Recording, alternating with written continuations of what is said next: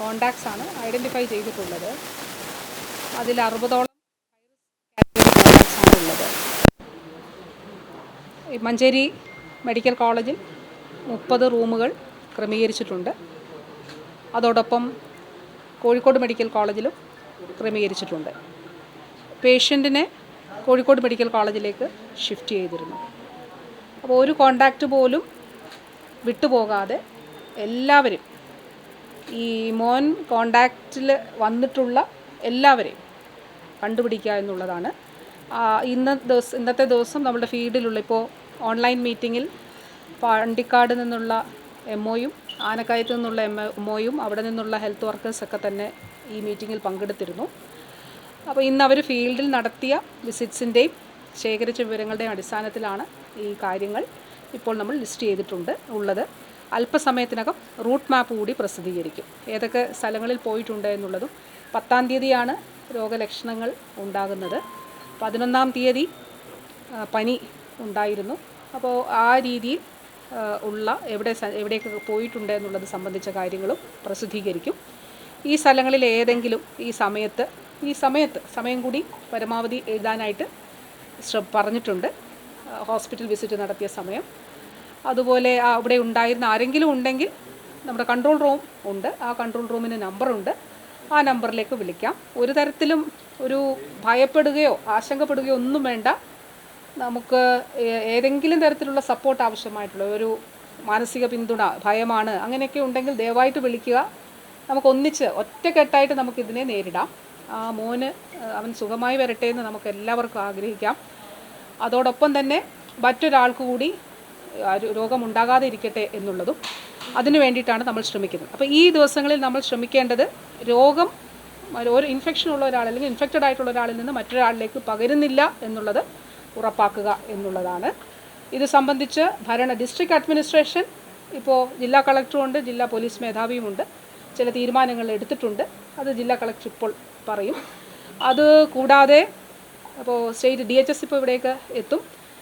ആവശ്യമായിട്ടുള്ള മരുന്നുകൾ, monoclonal antibody ഞാൻ പറഞ്ഞു, നാളെ രാവിലെ തന്നെ ഇവിടെ എത്തും.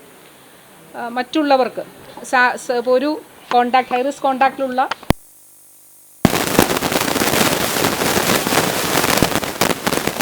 Fever already കണ്ടുപിടിക്കപ്പെട്ടിട്ടുണ്ട്. എന്നാൽ നിപ്പയ്ക്ക് കൂടിയിട്ടുള്ള പരിശോധന നടത്തും. ബഹുമാനപ്പെട്ട മുഖ്യമന്ത്രി ആവശ്യമായിട്ടുള്ള നിർദ്ദേശങ്ങൾ നൽകിയിട്ടുണ്ട്. അപ്പോൾ അതിൻ്റെ അടിസ്ഥാനത്തിൽ മലപ്പുറം ജില്ലയിൽ ഈ പ്രദേശത്ത് പാണ്ടിക്കാടും ആനക്കയം 2 പഞ്ചായത്തുകളാണ്. പാണ്ടിക്കാടാണ് ഈ കുട്ടിയുടെ വീടുള്ളത്. ആനക്കയത്താണ് സ്കൂളിൽ പോകുന്നത്, അല്ലെങ്കിൽ അവിടെയാണ് സ്കൂളുള്ളത്. അപ്പോൾ സ്കൂളിലുള്ള ക്ലാസ്സിലുള്ള കുട്ടികൾ, അതോടൊപ്പം ട്യൂഷൻ സെൻറ്ററിലുള്ള കുട്ടികൾ, ബെഞ്ചിലിരുന്നവർ പ്രത്യേകിച്ച്, അതോടൊപ്പം ബസ്സിൽ ആണ് ഈ മോനവൻ വളരെ സ്മാർട്ടായിട്ടുള്ളൊരു കുട്ടിയാണ്.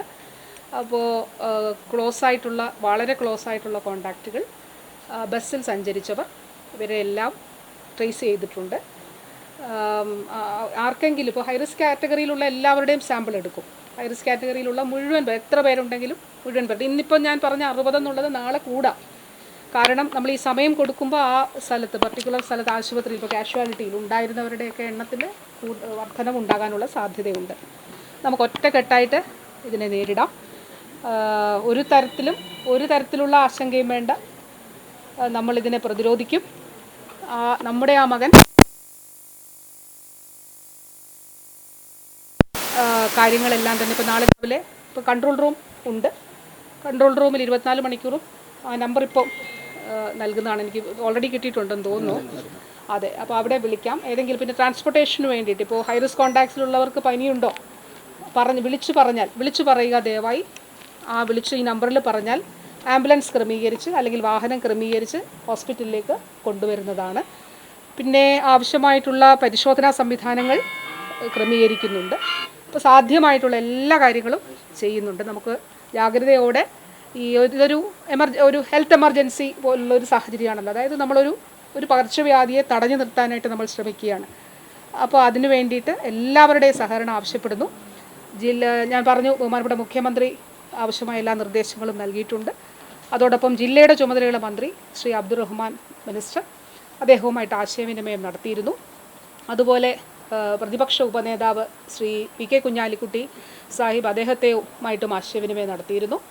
പിന്നെ ഇവിടുത്തെ MLA ശ്രീ UA ലത്തീഫ്, അതുപോലെ തൊട്ടടുത്ത് വണ്ടൂരിൽ ശ്രീ അനിൽകുമാർ, അതുപോലെ നമ്മുടെ ശ്രീ ഉബൈദുള്ള MLA, അങ്ങനെ 3 പേരും ഈ മീറ്റിങ്ങിലും പങ്കെടുത്തിരുന്നു.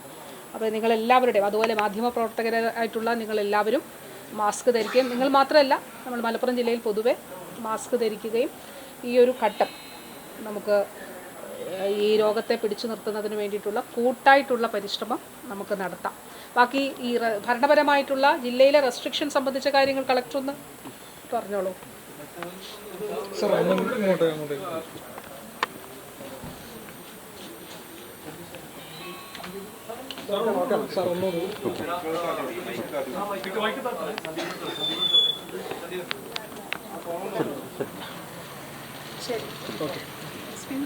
മാഡം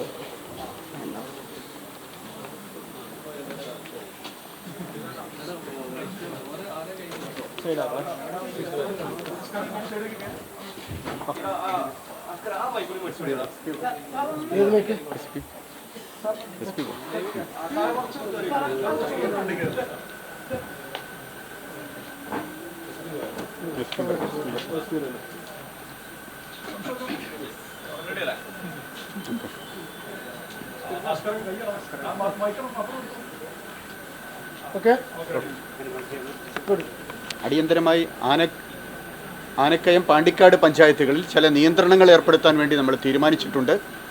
പ്രധാനമായും വലിയ ആൾക്കൂട്ടം ഉണ്ടാക്കാത്ത രീതിയിലായിരിക്കണം.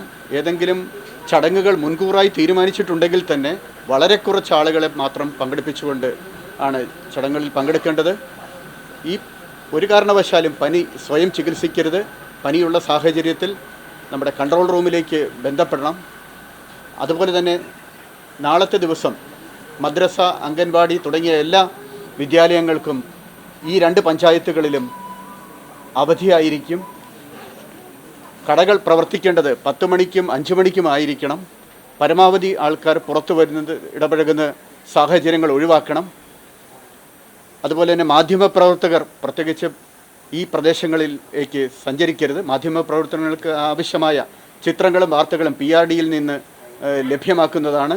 സ്വർണ്ണ സമ്പാദ്യം ഇനി തൂബയ്ക്കൊപ്പം 40ാം വാർഷികാഘോഷത്തോടനുബന്ധിച്ച് തൂബ ജ്വല്ലറി അവതരിപ്പിക്കുന്നു കണ്ണഞ്ചിപ്പിക്കുന്ന ഗോൾഡൻ സ്കീമുകൾ. ഇനി നിങ്ങളുടെ ഇഷ്ട സ്വർണ്ണമണിയാം ഇഷ്ടം പോലെ.